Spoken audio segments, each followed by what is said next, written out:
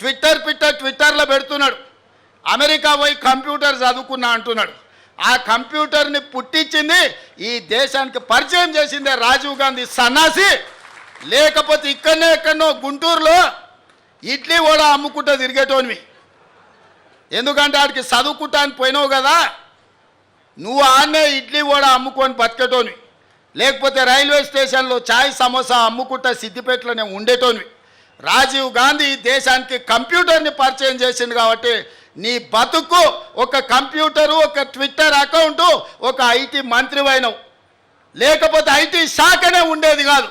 రాజీవ్ గాంధీ గారు ఐటీ రంగాన్ని ఈ దేశానికి పరిచయం చేసిండు కాబట్టి ఆ సన్నాసి ఐటీ శాఖకు మంత్రి అయిండు. లేకపోతే ఆ దిక్కుమాలలోని బాధనే మనకు ఉండేది కాదు.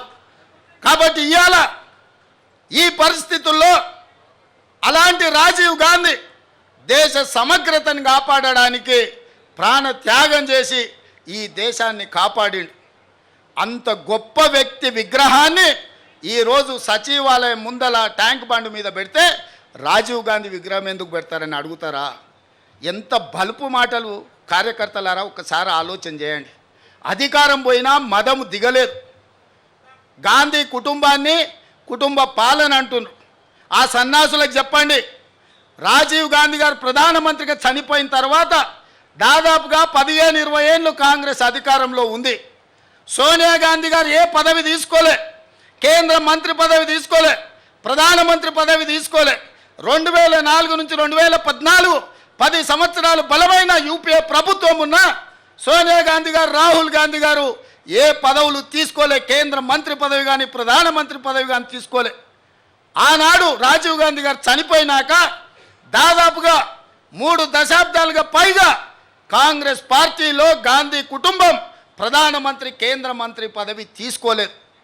పదవి త్యాగం అంటే వాళ్ళని చూడాలి, ప్రాణ త్యాగం అంటే వాళ్ళని చూడాలి, స్వతంత్ర పోరాటం అంటే ఆ కుటుంబాన్ని చూడాలి.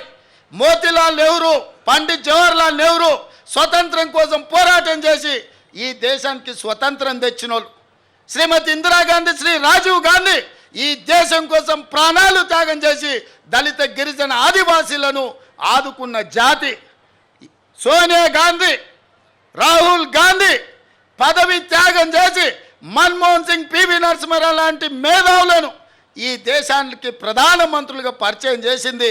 తెలంగాణ బిడ్డను ఈ దేశానికి ప్రధానమంత్రిని చేసింది శ్రీమతి సోనియా గాంధీ కాదా? ఇవాళ మనం గొప్పగా చెప్పుకుంటున్నాం, మన తెలంగాణ బిడ్డ, మన వంగర బిడ్డ ఈ దేశానికి ప్రధానమంత్రి అయిన.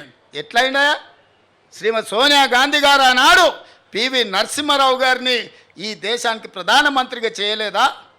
మన్మోహన్ సింగ్ను ఆర్థిక మంత్రిగా చేయలేదా? ఈ దేశానికి ప్రధానమంత్రిగా చేయలేదా? పదవీ త్యాగం అంటే సోనియా గాంధీ గారిది, రాహుల్ గాంధీ గారిది. మరి ఈ సన్నాసులదేందయ్యా? అయ్యి ఉండంగానే అయ్యో ముఖ్యమంత్రి, కొడుకు ఐటీ మంత్రి, అల్లుడు సాగునీటి పారుదల శాఖ మంత్రి, బిడ్డ ఎంపీ, సడ్డకుని కొడుకు రాజ్యసభ. దుర్మార్గులారా, రాష్ట్రాన్ని దోసుక తిని పదవులన్నీ పంచుకొని వందలాది ఎకరాల ఫామ్ హౌజులు కట్టుకొని మీరు గాంధీ కుటుంబం గురించి మాట్లాడతారా? గాడిదకి ఏం తెలుసు గంధం చెక్క వాసన అని పెద్దోళ్ళు ఎప్పుడో చెప్పారు.